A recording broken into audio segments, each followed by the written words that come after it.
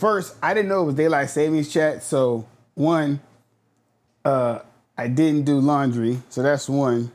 I didn't do laundry, chat. So that's off the Richter for today. So we might have to do that tomorrow. Then we didn't make it to the gym, so we're cleaning up. So how many of y'all knew it was daylight savings? Like, how many people really knew it was like daylight savings, chat? Like, I didn't know that, right? I didn't know that. I didn't know that, chat. I didn't know that. So what I do got to do though, while I'm here, is I have to take my protein shake. So we're gonna have to make my protein shake and take my other supplement for the night. No, I can't eat tonight because I had Burger King. I'm not supposed to be eating out, so we gotta suffer the one meal for the day, or we had snacks, right? Because you gotta suffer. So that's gonna be a hard night. And has anyone else struggled with the daylight savings, right? So anyone else, what's up? Let me see who's in here.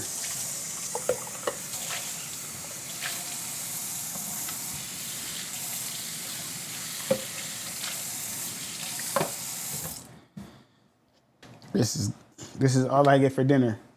This is all I get for dinner, guys. So this is like one of my favorite right here, chat. So if you guys, I don't know if you guys are vegan. If you're vegan, this is all right there. Plant-based. Does it sound trash? I hope it doesn't sound trash. Oh shit.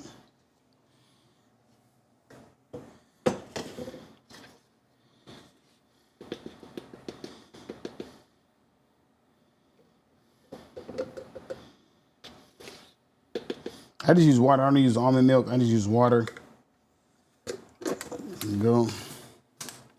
And this is only what you need, protein shake. So that's all I use. Only what you need. That's all I use. And so if you're vegan based like me, that's what I just use. This one. That's it. Like it's probably like 30 grams of protein per serving. So this is what I use, right? And so we're gonna do that. And then we're gonna take our vitamins and our creatine. So I probably use this. What I use, if you want to know, kind of some other stuff too. I ain't gonna tell y'all my secrets, but this right here is good for you. And then just some basic creatine. So we use that. Get you guys good right there. And I don't mix almond milk or anything like that with my protein powder. I just use water, preferably spring water. Preferably spring water. I don't drink distilled or purified water. I do spring water. That's just my preference. I don't know why I'm stuttering. My preference. Do what you do. But so, like I was saying earlier, I kind of was lazy this weekend. So I didn't do laundry or nothing like that. Right? I kind of kicked it. I didn't go out. I was proud of myself that I didn't go out because I've been going out for like the last few weekends, right? I've been going out partying. But next weekend, I'm definitely outside. Like I don't think I've been on here. So my face kind of swelled up. Let me show you my face. Because I got some tattoo removal going on. So if you could see my face, it's kind of swelled up a little bit on that side. See a little swollen on that side. But yeah, so I didn't go out this weekend. Didn't get a haircut because of the tattoo removal.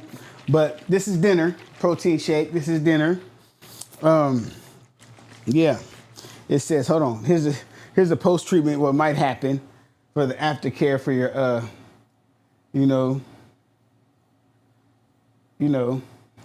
there's an aftercare. So I gotta go get some SPF. Now, funny thing is, I don't believe black people should use what they call sunblock, but I gotta go get some sunblock. I should go tonight. So really, you can't handle direct sunlight. So I gotta wear a hat and stay inside mostly for the next thing. So we gotta see how that goes from there. But it's a crazy experience. So if you've ever had laser removal done, it feels like a bunch of rubber bands snapping at your face a lot, like just a lot, So that's what that is, But it's not a bad process. Okay, so let me explain the process for tattoo removal, right?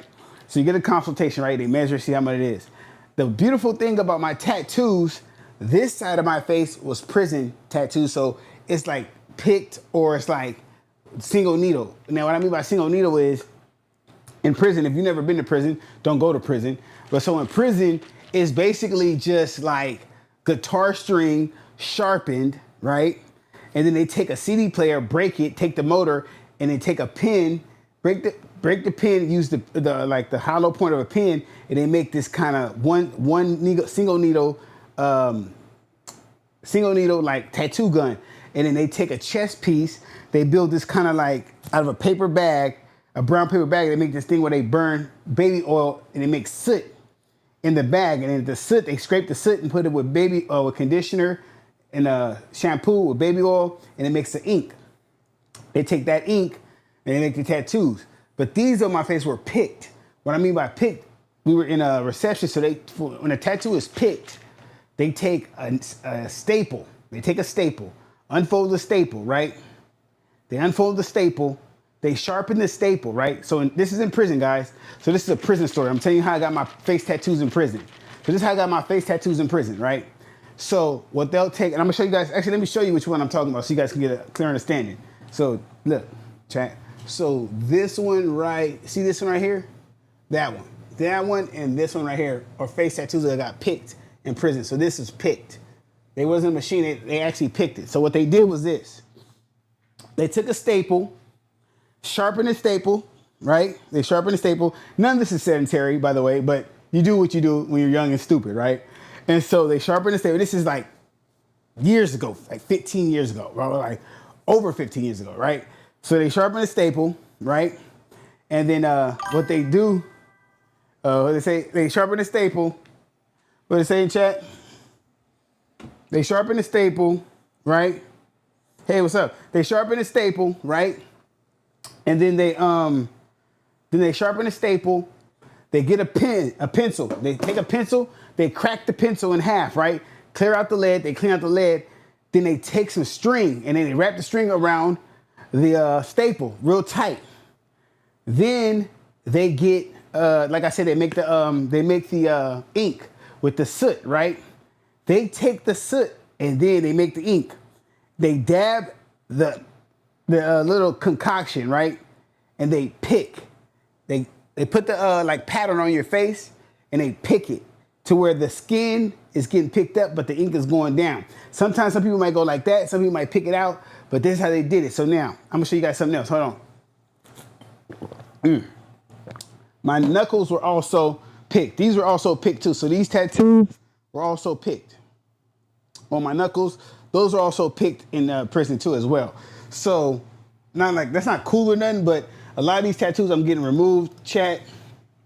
A lot of these tattoos I'm getting removed. Just because they're old tattoos and my life has changed. And I'll tell you I'll tell you the story, right? So it's been about 8 years straight in prison, right?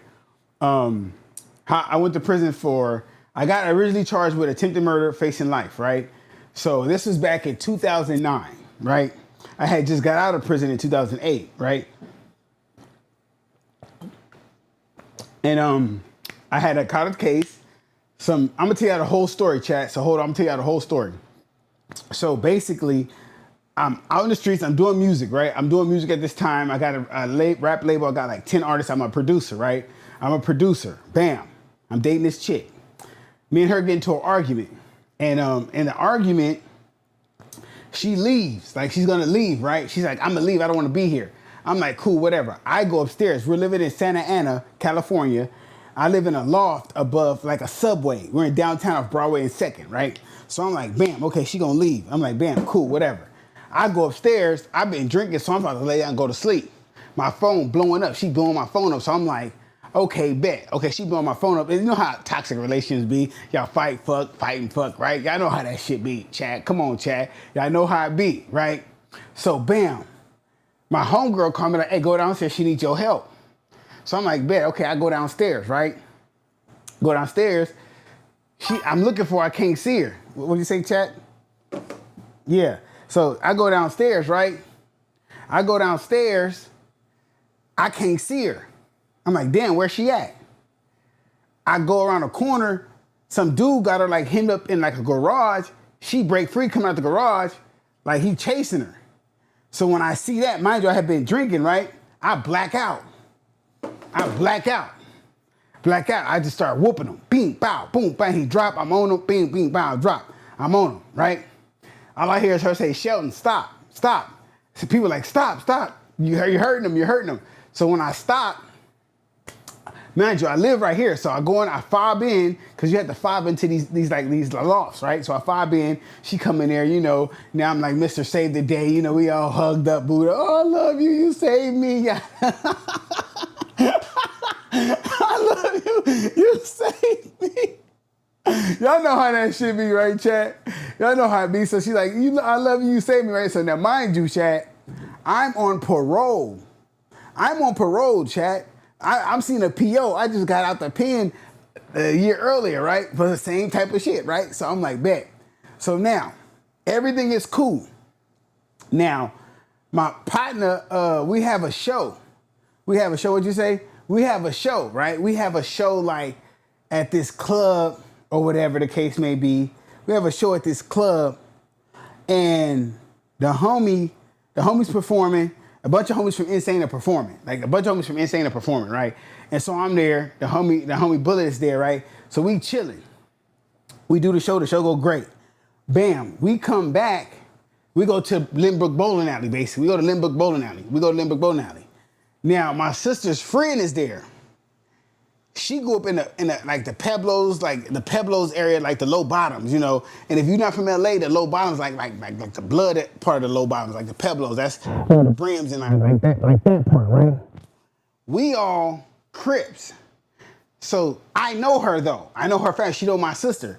So when she pull up, she's like, "Hey, what's up?" I'm like, "They trying to holler at her. The homie trying to holler at her. Rest in peace. The homie trying to holler at her, right?" But the homie Peekaboo, the homie Wayne, you know, the homie, you know, Doe, everybody trying to, I'm like, hey, whoa. I'm like, okay, cool, what's up? I'm like, yeah, I'm like, I know her, like, what, right? So she get disrespectful and call everybody a rab. I'm like, oh my God. Now, it went from everybody just, you know, like, you know, when we drunk, you know, flirtation, everybody being cool, she called her homies a rab. She talking like them, I'm like, hey, look, chill out.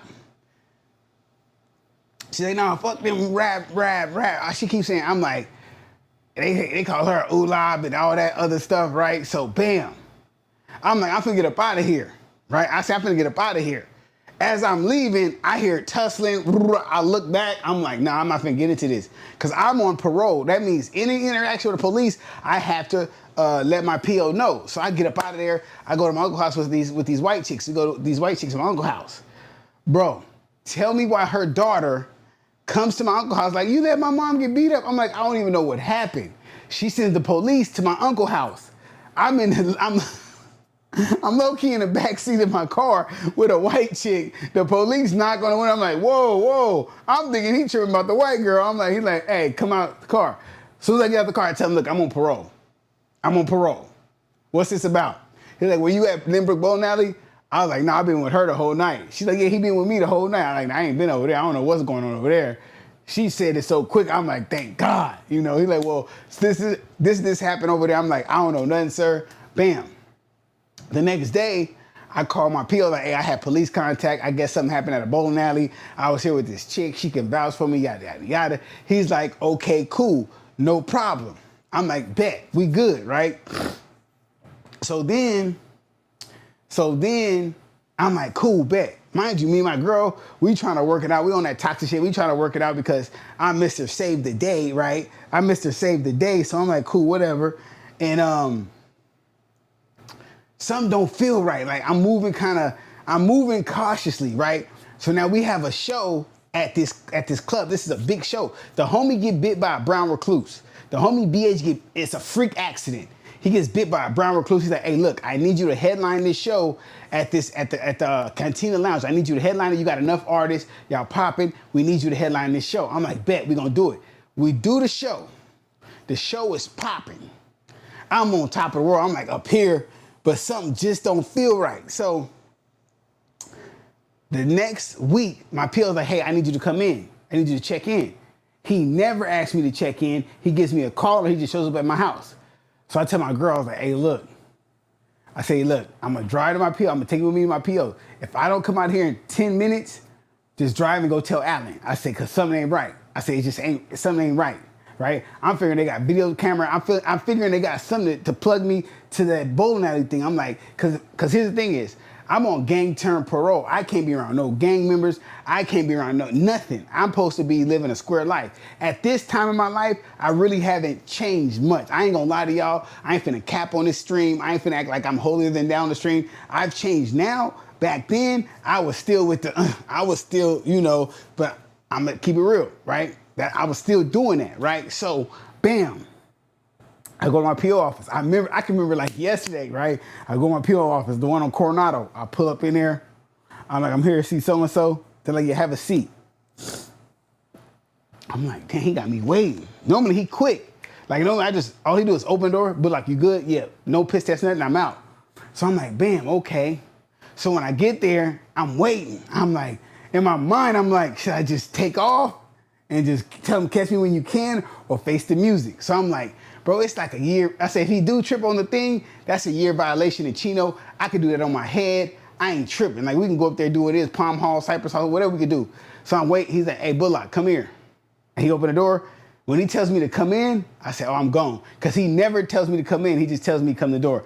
When he tells me to come in, he don't arrest me. He goes, hey, they want to talk to you. I'm like, who's they? He goes, then and there. When they sit me in there, when they say they're Santa Ana police, my heart dropped. I was like, oh, I'm gone. There's no way I'm getting out of this. I can deny it. I can say it ain't true. They got probable cause to go to my PO and say it was me, right? So I'm denying it. I'm denying it. Like, I don't know nothing. I ain't know nothing. We got witnesses. They picked you out the lineup. I said, man, I don't know nothing. I don't know nothing. They booked me, take me down to Santa Ana. They booked me, right? When I get to Maine, I go through Maine, go through everything. I'm back. Mind you, I've been in this loop in Maine jail so much, the guards know me. Everyone knows, like, oh, you're back. I get sent back to the same. This time I go to the mods. I get to the mods, my homie up in there, see another homie in there, my partner in there. I'm like, oh, shit, I'm back, right? So they take me to Elmont. I get to Elmont, bam. So now I'm waiting to go to court, to my preliminary, right?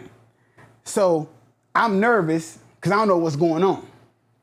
So bam, when I go to, before I go to court, I go to preliminary, I think I go to court or something, preliminary, and I see the charges. They charge me with assault with great bodily injury, attempted murder with they charge me with attempted murder. They charge me with attempted murder and assault with great bodily injury. I'm like, whoa, what are we doing here? I'm like, what are we doing here? So now I'm reading the police report. The police report says this: when I fobbed in, they matched my name on the lease to the apartment at the time of the fight. And then the people in the crowd picked me out, like a white dude and a white chick picked me out of a lineup based on my parole picture, saying that was me. So they got the witnesses, they got me thin that. The guy who I got into it never said nothing. The victim never said nothing. You know what I'm saying? So when they do this and that, bam. So bam. I'm nervous now. I see attempted murder on that paper. I still got my paperwork now. They said attempted murder. I'm like, oh, I'm nervous. I'm so nervous. I'm like, damn. So I'm like, bet. What I'm gonna do, right? So I'm like, bet. So my boy Slip, he had this lawyer. This lawyer beat a case for him. I'm like, man, so I called him, hey, tell Slips, what's the lawyer name that he beat that case for? They say Frederick Fasinelli. I'll never forget this dude's name, Frederick Fasinelli. I called Frederick Fasinelli. I said, hey, look, I got an attempted murder case. I'm facing like 15 years. I need you. What's going on? How much it costs? Listen, if I'm gonna tell y'all right now, if you don't know who Alan is to me, Alan is my brother. He's white. He is white as white can be. I will forever loyal to Alan. He's my brother. I called Alan. Hey, Alan, I need you to go put a down payment on the lawyer. I need the lawyer right now. Alan goes over there, puts the down payment on the lawyer. I get the lawyer. Bam. Get the lawyer. We go to preliminary hearing. They bound me over. Go to arraignment. They bound me over. I'm chilling. Now I'm feeling myself because I got the paid lawyer. I want to pay lawyer. I'm like, yeah, I ain't tripping. Now I got the paid lawyer. I ain't tripping. Right? So, yeah. I'm tripping. So now I'm good. I'm like, I don't give a fuck. They can't see me. I'm feeling like I'm John Gotti or some shit, right? Because I got the paid lawyer. He like an Italian motherfucker too. He coming in with the suit, with the hat. He popping his shit, right? So I'm like, damn. I'm like, bet. Okay, cool. So I'm like, bam, I'm still a little nervous. I'm stressed out. I'm reading the Bible. I'm reading the Quran, the Bible, the Torah. I'm reading everything. I'm praying to every God known to man, right? So bam. Then something happened to where I get called to court on a weird day. Like I get called to court on a weird day. I'm like, I ain't got court today. They're like Bullock Court. Now, when you get called to court in Theo Lacey, you got to get up like at 4 in the morning. They got to get you processed. They got to get you going. Mind you, I'm going to court regular like this. I'm going to court just like this. My oranges on. I think back on there it's blues. I'm going oranges, whatever. Oranges, regular, or TLF of oranges. Bam, I'm going. I go there. I'm like, I ain't got a court. They're like, yes, you do. So I go in there. They call me up. I don't see nobody. Like, my lawyer don't come down or nothing. There's nothing. I'm there all day sitting in a cell. At the end of the day, the bailiff brings me paperwork. I'm like, okay. So I'm reading the paperwork. It says they added an enhancement of premeditated deliberate on the attempted murder. So now I'm charged with assault with a great bodily injury, with a prison prior, and attempted murder with premeditated deliberate enhancement. So I'm like, I don't even know what that is. I'm upset. I don't know what this is. Then my lawyer comes down to the thing. Like, don't worry about it. We're going to take care of this. They added an enhancement. This is what they do. I'm like, okay, well, what's the enhancement? He goes, we're going to find out. He's not telling me. So I'm tripping on the enhancement. When we get ready to go back to the jail, they make me a chainer. Now, what a chainer is, when I'm going back, they make me a chainer. A chainer is you're cuffed like this now. Every court appointment, your feet are cuffed. You're like this now because you're a threat to the rest of the inmates. So now you're a chainer. I'm like, why am I a chainer all of a sudden? They say you're a chainer now. So now every time I go to court, I'm a chainer now. Every time I go to court, I'm a chainer. From here on out, I'm like this. I'm like this when I got to use the restroom, take a shit. I got to ask for one hand to be let free, take a shit like that. Now I'm a chainer, right? This is how the rest of the time is going to go, guys. So when I talk of the story, just imagine me like this. I got to sit down like this. Like it's very uncomfortable, right? So don't do crime, guys. Don't do crime. So bam. I still don't know what this enhancement means. And there's a guy named D. D is like from East Coast. He about this big, right? But he knew the law, right? And so he was like, so I said, hey, D. I hit him like, hey, look, when you go out for your phone call, slide by my cell, I'm going to send my paperwork, tell me what this is. Now, when you locked up, you got to show your paperwork, let people know what you're going to court for anyway. So I'm like letting him see it. So when I signed my paperwork, he like, bro, you facing life. I'm like, what? He's like, yeah, that's an enhancement that carries life. That means that you premeditated, deliberately tried to kill someone, but you failed. I said, what? So now I'm facing life. Now, if you don't know about prison or jail, word spreads quick. Now everybody knows I'm facing life. It's a whole different ballgame now. Now I'm facing life. So now he's like, bro, do not wait around for your lawyer to do this. You better start doing your research. The beautiful thing about Orange County Jail, if you don't know, they have an immaculate law library. I'm talking about an immaculate law library. You can request every case, any information you need to know about the law. You can request it. It will come to your cell, no matter the amount, no matter how much you want. It will come to your cell. You can check out every case, every law, every penal code. You can get the book, everything. So I start looking up everything about cases, everything. But I'm talking about, I am going for like about 2 years. I'm going back and forth to court trying to beat the life. The first offer was like 15 years. They still got 15 years. They're like, we're not coming down 15 years, or you can go to trial, face life. So I'm facing 15 with an L. They want to give me 15. Mind you, at this time, I'm 27. I'm 27 at this time. So I'll be coming home at 42. You know what I'm saying? So I'm 27. So bam, I'm like, bro, if somebody tell you 15 years in prison and you're going to a level 4, bro, do you understand how that makes you feel? Like, everybody's not built for that. I'm not saying I'm the toughest nigga out there, but everybody's not built for that, bro. Everybody's not built for that. I'm not saying I'm the toughest, but everybody's not built for that, bro. Everybody's not built for that. Everyone is different. So I'm not saying whoever, I'm just telling you, everybody's not, it changes you. It makes you a little different. So bam. I'm praying to God. I'm doing right. I say I'm going to change my life. I tell God, if I make it out of this, I'm going to change my life. I'm going to do better, right? Just give me some time. I know I did the crime, even though it's not right. You know, dude tried to rape my girl, whatever. But like, I'm like, I did it. I'm wrong. I'll do the time. Just give me something I can do. Give me anything under 10. I'll do it. Anything under 10, I'm going to come out here. I'm going to do it. So bam, I'm doing the law library. I'm doing burpees. I'm getting in shape. I'm not really worried. I'm stressing, my little broad out there fucking on niggas. She doing the fuck she doing. She running wild. Bitch get pregnant. All kind of crazy shit. I'm trying to find a new bitch. My baby mama acting funny with the kids. I can't win for nothing. I can't. So now I'm just like, fuck it, right? Lo and behold, guess what happens? I find the case that gets the life off me. So there's a statute called, if you go to arraignment, any enhancement they have to put on before arraignment, which is 60 days after your preliminary. So you got 60 days after your preliminary to put in an enhancement. So I'm like, bet. I get the case law, right? I get the case law. I show it to my lawyer. He's like, oh, well, we got to file it. We got to pay someone to file it. I get somebody to investigate. I'm like, bro, just file the 995 motion. He don't want to file the 995 motion. He's really like hating on the 995 motion. So I'm like, damn. I'm like, bro, just file it. He don't want to file it. He wants to go to trial. Soon as I bring up the 995 motion for life, he want to go to trial. So I'm like, okay, bet. You want to go to trial? Let's go to trial. I'm like, bet, let's go to trial. So he want to go to trial. I said, bet, we can go to trial. Sure, it ain't nothing. So the day we're supposed to go to trial, we're finna pick the jury. I stand up, excuse me, Your Honor. I want to fire him. They're like, why? I said, because he's incompetent. I didn't pick him. He's not my lawyer. They're like, I said, he's not my lawyer. So the judge said, well, what do you want to do? I said, I want to represent myself. I said, if I'm going to get life, I'd rather get myself life than him get me life, because he don't want to do no investigation. He don't want to find no 995 motion. He don't want to do nothing. So I state some penal code, yada, yada, yada. I forgot the penal code. I said, he's not doing his job. If I can do this on my own, I'm telling you penal codes, and he's a lawyer. He should know. He passed the bar. I don't need him. So I got my mama in the courtroom, Bill in the courtroom, my kids, my baby mama in the courtroom. Everybody's in the courtroom listening to me. I'm like, if I'm going to go to trial, I'm going to give myself life. Listen to me, chat.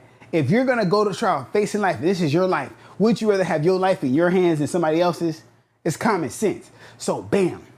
The judge is like, you and your lawyer need to go in the back and talk. And then they sent my mama back there. I said, man, listen, now you're going to tell me, bro. I'm not going to keep giving you money so you can do nothing. I'm going to represent myself. Now you can get the fuck up on out of here. So I go back and represent myself, right? So they excuse him. When he get up out of there, I said, hold up, judge. I said, now, judge, I'm not the smartest man in the world. I really can't represent myself. I might need help. Can you put me with the public defender's office? He goes, yes, Mr. Bullock. So when I get to the public defender's office, I know that, bam, I tell the public defender, listen, all you gotta do is file a 995 motion. The law states right here, if they put any new enhancements on after 60 days after arraignment, they have to take it off. Can you please file the motion? They're like, yeah, we'll file the motion. I come back for another hearing, they file the motion, they dismiss the life enhancement. I'm good. Now let's make a deal. I ain't finna play with these crackers. Let's make a deal. I'm not finna play with the DA. I have a criminal record. I have these tattoos. I didn't have the face ones. I'm a big dude. I know I did it. They got witnesses that's gonna take the stand. No. I'm not finna play. I'm not finna let 12 people in a box give me the high of 15 years. Enhancements. No. We're not finna do that. So what we're gonna do is give me a deal. So they battle it out. It's a violent crime. The dude hurt. The dude had a subdural hematoma and a subdural hemorrhage.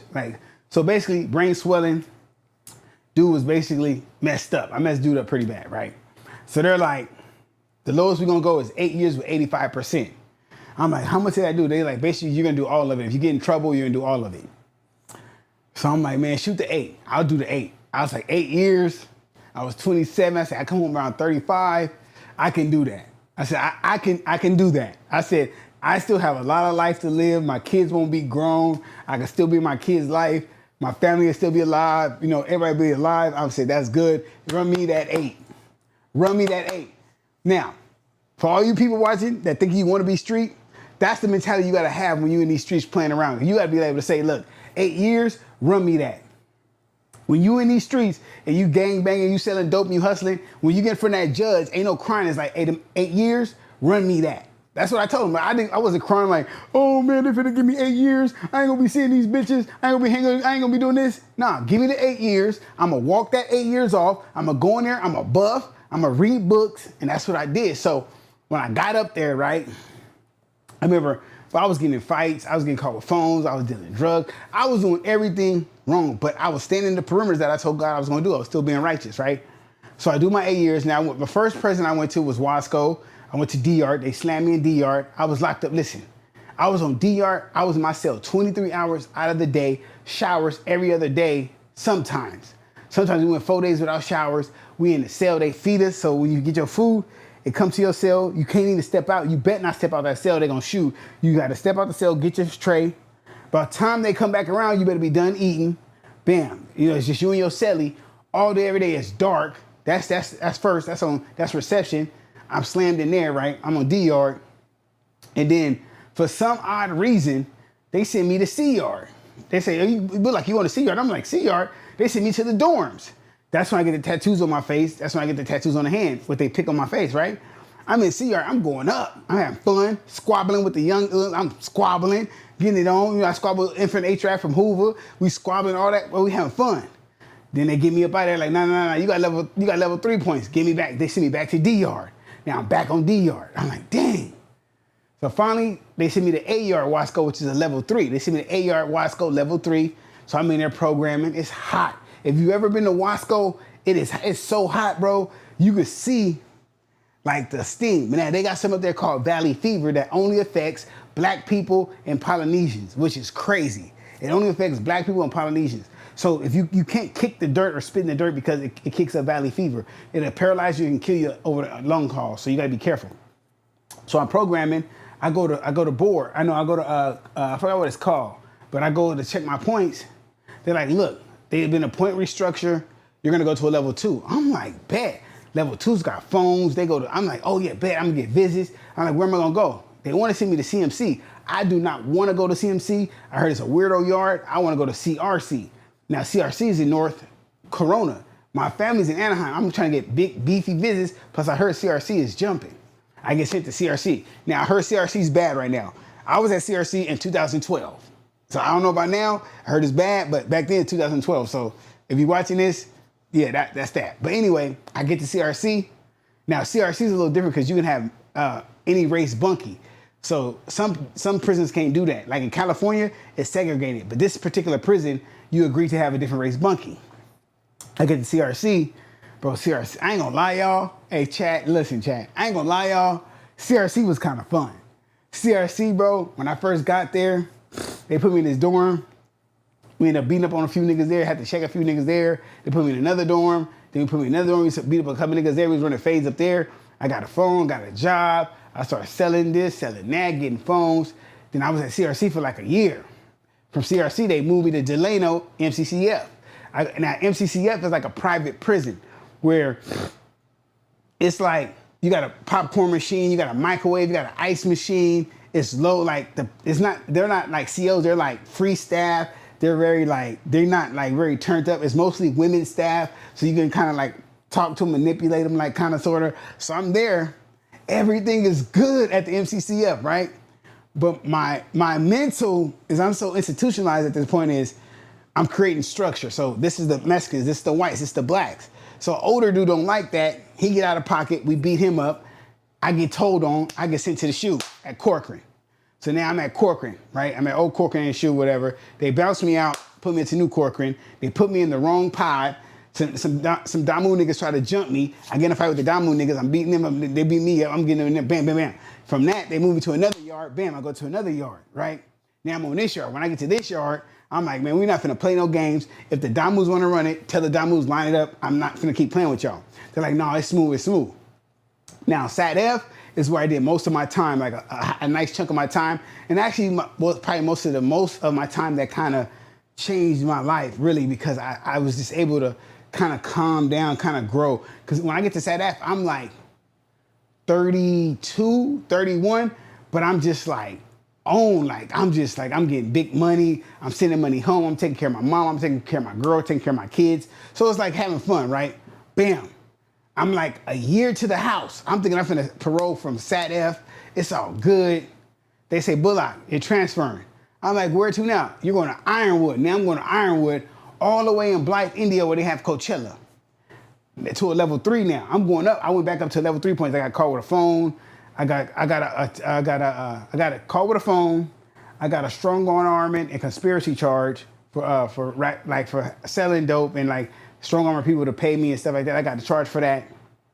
And so they kicked me out there. I went to a level 3. I get to level 3. I'm like, look, I'm done. I get to level 3. I told myself I'm done. I'm just gonna do the last little 9 months on the bunk. I'm gonna be just a regular inmate, right? Regular person. So I get to Ironwood. I'm chilling, right? I'm just doing it. It's so hot in Ironwood, bro. I was so black. I'm talking about I was blacker than black. But I got in good shape. I got my mind right. I was talking. I was cool. I ain't gonna lie, bro. I think at Ironwood is where I had the most game. I had like 5 females I was talking to. I was Mac Daddy at Ironwood. Yeah, it was on. So when I get to Ironwood, that's where I paroled from in 2017. April 24, 2017, I paroled from Ironwood. And then it's been lovely ever since then. Like, it's been lovely, traveled the world, been out of prison since then, never had no police contact. I've gotten degrees, I've started businesses, I've started a nonprofit. I've just been a great person since then, a better person, no violence, I haven't had a fight. You know, I just think I came a long way. So I tell y'all that story to tell you that you can actually change. You can actually do some messed up stuff and actually change your ways in life and actually be better. But yeah, that's how that went, chat. Actually, talking about it kind of makes me think about like the choices I made in life. And that's why I started getting my tattoos removed, because I'm like, bro, and I had dreads. Just so you know, I had dreads like all the way down to like here. I just cut them because it had the energy of prison in it. Like, so a lot of you guys don't know that your hair has energy that you go through in life, and it had prison energy in it. And I had said, let me cut this because I felt like it was still like lurking. I mean, I felt like I would always talk about it, and I'm just talking about now telling you a story, and I felt like it was still there. So I wanted a fresh start, so I cut my dreads. And then like sometimes when I look in the mirror, the tattoos kind of remind me. So I said, let me take the tattoos off. I'm gonna get the hands taken off. I'm gonna just like kind of like just get a rebirth, man. Just like it's 2026. I want to do some great things. I want to do some amazing things. I want to be a great person. So I'm doing that. I just want to share that with y'all today on this Sunday, daylight savings. I know it's hot today.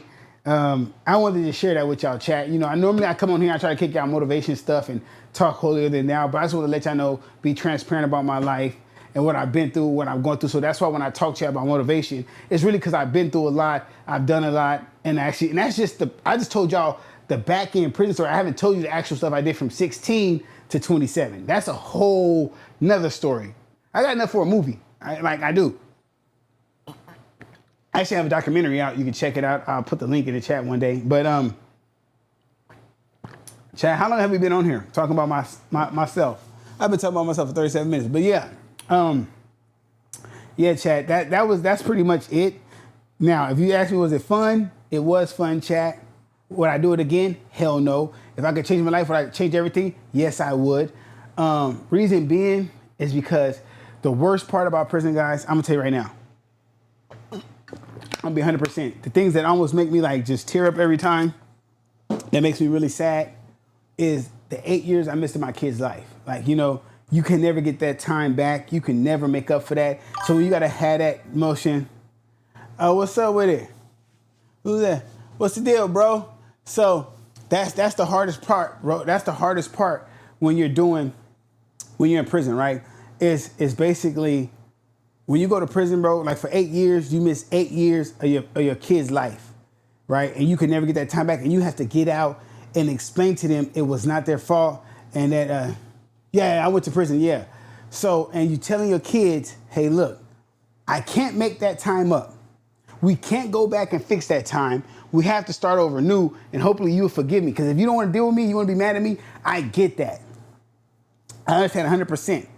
But what I do want you to know is I'm here and I'm trying to make a change, and I'm not going back. I took the time because when I did the numbers, I was going to be there for each one of my kids' high school graduation. If they went to college, I'd be there for new birthdays, for their new milestones, for 16, 15. I was there for their teens. I missed the first bike ride, the first day of school. I missed that. I had to live with that. I feel bad about that forever. But I was there for other pivotal moments in their life. And so right now, I might not look like it, but my son's 21. My daughter's 18. She's in college at the University of Maryland. My son's 22. He's here. He's doing his thing. But I was able to see those pivotal moments. Like I was there with my daughter's sweet 16. I was there when my son turned 18. So I was able to get that time back in a different way, a different form. Because I've been out now 9 years. So I was down 8, I've been out 9, so I've had more time out than I had in, so that time with them has actually been made up. They see me graduate from college, I got my bachelor's and I got my master's degree. They see me do great things, so I think that in spite of everything that happened, they kind of see me in a better light than just coming to visit me, you know, locked up. So that's the sad part about it. Of course, your mom and my brother, I don't have a good relationship with my younger sister. I have a sister that's 19 years younger than me, and most of her life I was locked up. So she knows me, and we do have a strained relationship, so that kind of hurts. Me and my brother relationship is solid. I have an older sister. Our relationship is kind of rocky because of that. And, I have nieces and nephews. Our relationship is great, but it's just still a lot with your family. Some of my family members look at me the same. They just look at me like I just went to prison. I will never change. My baby mama. Now let's talk about the baby mama, because BM. Hey, chat. Does anyone in the chat have a baby mama? Or are you a baby mama in the chat? Because this might be for you. My baby mama, right? Mind you, chat, I'm going to be transparent with you, chat. So if you don't know, right, your baby mama can put you on child support while you're in prison. Don't matter what you was doing before prison. Don't matter if you helped her while you're in prison. She could put you on child support in prison because you're not providing for your kids, which is all fair. But what they do when you're in prison, they don't charge you. They charge you interest, right? And when you get out, they call it arrears, and you have to start paying child support. Now, if you don't pay attention as you're paying child support, this collects on top as interest, right? So I didn't know this, right? So I'm paying child support, but the amount keeps going. I'm like, damn. I'm like, fuck. Like, I'm not tripping about paying it, but I'm trying to see, make sure. I didn't want my kids to turn 18. I had to still pay, not because I didn't want to pay. I just wanted to be I wanted them to have everything they have. So I had to basically double up payments, really work extra hard, earn more, go to school so I could make more and to pay more, right? And the more I paid her, the more she wanted. It was one time she took me to court, right? Because I had bought a new car and I had an apartment, and she wanted per kid, I think $1,200 or something like that, like a rapper's like a rapper or kids, like a rapper or basketball player number, because I did music at the time and I was living actually a decent life, but I was just sitting here looking at her across the table this makes no sense. That much money per kid, and my kids are worth more than that, but I'm just like, are you serious? So I always ask myself, what did I do? But I get it. And this goes out to my fellas out there who don't understand this. A lot of times with women, right? When they see you fuck up, when they have kids with you, you do them wrong, and they get the worst years of your life, and you come out and you do better, and you become a better person, and you're not with them, and you do better, and they don't get them years with you, they kind of feel some type of way, right? And I feel like sometimes that's what it is, you know what I'm saying? Because I didn't want to be with her when I got out. It was things that happened, and I was like, I had to move forward. I had to progress. I had to live in abundance. And both of my kids are by the same woman. I wanted them to have both parents in a co-parent stance. I did not want to be with her. My feelings weren't the same. They just didn't hit the same, And if you have a baby mama or you have a BD or a child, the parent of your child, you know what that means. Sometimes them feelings just don't be the same when you're in your 20s. In your 20s, you're just, I'm not going to never leave. When you become an adult and a mature adult, you understand that I'm happy seeing you marry another man and that man be in your life. I have to move on, right? Because where I was going was two different directions. But she never let go of that, bro. I was all kinds of, but then I realized when I was placating, when I was being nice to her and buying this extra stuff, it was all good. We was one happy family. But when I put my foot down, I'm not doing this. I'm creating boundaries, healthy boundaries in the relationship of co-parenting. I became the monster. I became the bad guy because I had boundaries. And I didn't like that. I really didn't like that because it showed me that if I wasn't placating to her emotions, to her needs, I wasn't a good father, right? And I didn't like that. I didn't want to ever be an ATM dad. If you don't know what an ATM dad is, the only time you get love is when you're swiping the card or when you're giving out money. Don't ever be an ATM dad. I feel like everyone should be in their kid's life no matter if they're broke or rich. It shouldn't matter, right? But I will say this. I did make a few mistakes. I did think at one point that I owed my kids a certain level of money and nice things and nice going out and these things because I missed some time. And it kind of put the wrong imagery in their head that my dad's supposed to do this. My dad, I have this, and that because of the time I missed. And it's only natural because you think about the hard times they had when you weren't there because of you not being there. Because if you were there, they wouldn't have had them hard times. And so you sit back and you're like, damn, I do owe them these nice times, these trips, these nice gifts, these moments, these memories. And it becomes a natural thing for you to want to give them that, right? but you also owe them the tools to live a life and understand that you do have to work hard for something. Like my son, I probably overspoil my son a lot. And it gives the wrong image to my daughter because she thinks that I like him more. It's not that. It's just the fact that I don't know what to get a girl. I'm not gonna lie. I don't know. But then I start realizing with my daughter, now she's 18, I get my daughter what I would get a chick that I would date. Like, get her nails done, go give her money, go take her out. I admit that now, but when she was 16, 17, I didn't know. I knew she liked Marvel, but I didn't know the girl stuff she liked. But my son, because my son is like a spitting image of me, like what he likes, it was easy to get, like he wanted to rap. So I bought him a studio. He wanted to do content. I bought him a camera. He liked stuff. I bought him a dirt bike, stuff like that. He expressed that stuff, but my daughter's more quiet. So she's more like, she's cool. I don't need that. She plays softball. She's like, bought her some softball stuff. She's like, So she's more laid back, relaxed. We like Marvel, so we know we do Marvel stuff. So, and she would just ask me, she would ask for money for like prom stuff, homecoming stuff, winter formal stuff. So it wasn't never like, hey, I want to do this. Hey, I want to do this. How about this, Dad? It was never those type of conversations. So my son is just a natural born beggar. He's a natural born beggar. You ever had one of them kids that just beg for everything? That's my son. And so those times are special. Like I remember, was it Christmas 2023? I was living in St. Louis. Listen, if you ever been to St. Louis, I was living actually I was in Fairview Heights, Illinois, actually. And they came out there, my kids and their mom, my sister and my mom came out there for Christmas. And it was a best Christmas of my life. I hadn't spent Christmas with my kids in,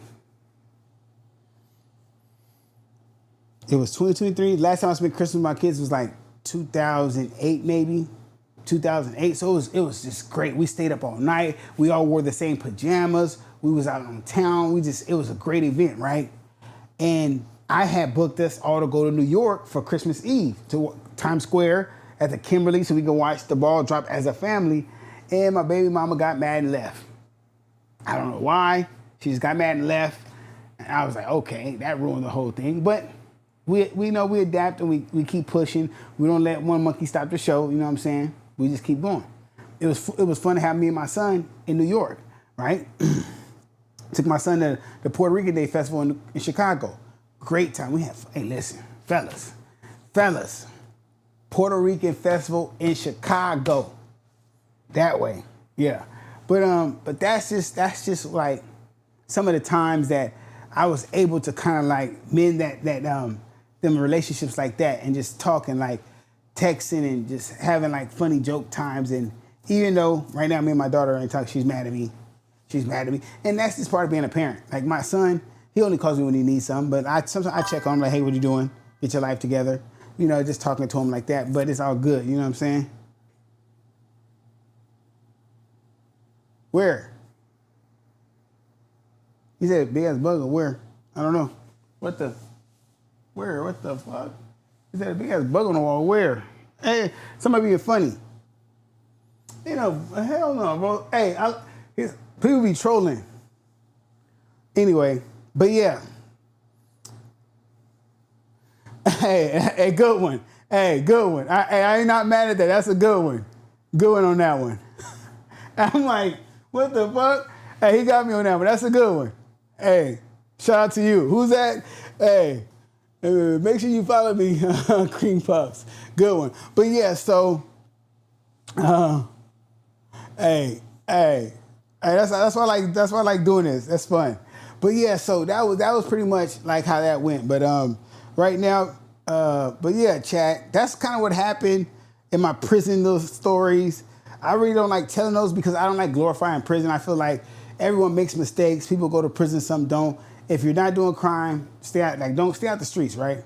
Please stay out the streets. It's not all these dudes that make it seem cool and like glorify it, that shit is stupid. I promise you this. Listen, I will promise you guys all this in chat. All the dudes who act tough when they go to prison, they're not. I've seen it 1,000 times, chat. Dudes who come in there, they don't be tough. They get beat up. They take their food. They take their money. They get extorted. All of them have to pay for help. It's all the same. Like it's literally, you'll see dudes come in there. I've seen dudes come in there, bro, and it's just sad. Like it's like, dang, bro. Like you try to help them, but they get so caught up in their life. They gotta pay for help. They because they need people's protection. You're just like, bro, be yourself. I just seen people come in there, regular square, leave a gang member. I just seen people come in there, a regular white guy come out a skinhead. Like, I've seen it all. Like, and you see it, you be like, dang, bro. Like, just be yourself. And it shows you that most people are followers. Prison will show you that most people are followers. Like, it's not too many people that's themselves, you know? And so I learned that. I learned a lot about people in prison. Like, in prison, you get to watch. You have to watch everything, but you get to watch people and their behavior patterns. And I can use it today in my life. Every day I use something from prison, like every day. Like, when I could tell, like, when people lie, like, everyone lies. When people lie, it's rare that you're going to find somebody that's going to tell you the truth, flat out. People lie so much, they think it's the norm. And so what people do when they lie is they make up an excuse after an excuse. And if you let someone talk long enough, they'll expose their lie. So that's why I let people talk long enough, because they'll expose a lie. See, when you're not lying, you're okay talking. You know, you're okay talking when you don't lie. You're okay just being very vocal, right? And I tell people that all the time because it's interesting what people will lie about. The smallest details. And that's why I tell a lot of fellas, when you're dating these females, most females are going to lie to you. 95% of them are going to lie to you. It's the select 5% that's not going to lie to you, right? And you have to understand and live with that. You have to get past that, right? But my time in prison was great. That's the most I read books. I got more intelligent in prison. I'm not gonna lie. I was reading more. I was doing more puzzles, more Sudoku puzzles. I played more chess. When you get out in the streets, it is so many distractions out in these streets. Too many beautiful women. Oh my God. I was just out the other night. Oh, that's a distraction. Anyway, there's too many distractions in the world. There's TV, there's these phones, there's everything, video games, there's money, there's all this. Oh, alarm, it's 8 o'clock. So it's too many distractions, right? And I tell people that, and you gotta already lock in. And so before I get off the stream, I want to thank everybody for hopping on. Let me tell my story about prison. Hey, if you ever think you're gonna get in trouble, bro, don't do it. If you have, because I'm gonna tell you something right now that I learned about when I went to prison. When I was sitting in my cell, I thought to myself, a 5-second decision cost me 8 years. A 5-second decision cost me 8 years. So if I would have just thought and said, hold up, let me call the police, but I was raised not to call the police. We don't do that. That's snitching. Let me call the police, protect her, call the police, get him arrested, make a statement. I would have been free. But I also believe in that everything happens for a reason. God had that. You know why? You know I believe that? I lost a lot of friends while I was locked up. A lot of people died when I was locked up. A lot of people died from either violence, street stuff, or bad health. But I lost a lot of friends while I was locked up. And I would have been with some of them people that when that stuff happened. I was living like that. So I think that's how God saved me, because the way I was living was bad. I'm not gonna lie, yeah. I'm not gonna hop on this. I'm not gonna hop on this chat and be like, oh, I was a saint. I wasn't, bro. I was not out here living like that, bro. I was really in the field playing ball. I was active. But God slowed me down, broke me down, and built me back up. And I love the person I am. If you ever get a chance to be around me, you understand it's pure energy. It's like a pure, bro, like you have to be around me to understand what I'm saying. Like, I could tell you anything through here, and you could think what you want, but like, you have to be around me to understand, bro. You would feel the pure energy. You'd be like, oh, this is a real cool dude. Like, he's real cool. Like, bro, we have fun. I smile a lot. We chill. We have fun. I'm not out to get over on nobody. I'm not out to hurt no one. I'm just about peace, love, vibe, and good energy, right? And just for the record, I don't smoke. I don't drink. I don't do drugs, and I'm a vegan. So I'm natural everything. Like, that's just what I do. That's what I believe in. Yeah. And so that's how I live my life. I feel like once you hit a certain level in life, once you have a certain level of enlightenment, you understand that it's okay to be different. It's okay not to be like everyone else. You have to sit back and say, okay, they can do all that. That's fine. I'm gonna do this. And if I stand out, even better. If they don't rock with me, even better. Like, I can come on here and do goofy stuff, eat some hot chips, or I can actually dance around in a goofy suit or do stuff and get a lot of views. Hey, that's cool. That's just not me. I'm sorry. Like, I'm grown.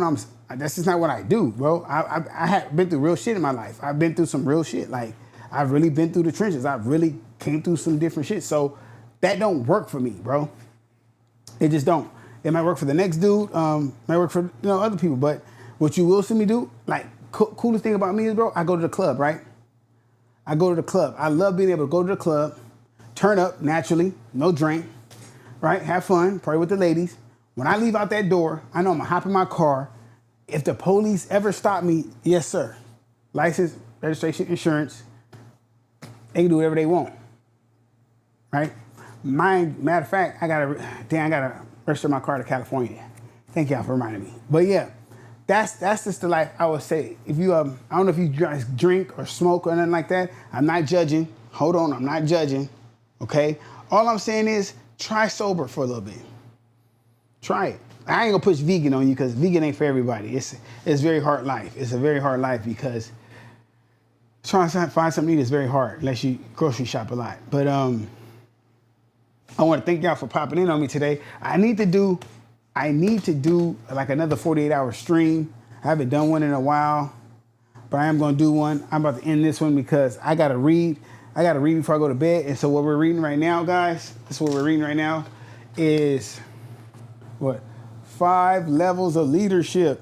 This is a very good book if you are in a leadership position at work, if you are leadership in your team, whatever you got going, bro. This is a good book. Like, this is a great book to read. And I'm gonna be out here. Hey, thank you for everybody who tuned in. We are out today, guys.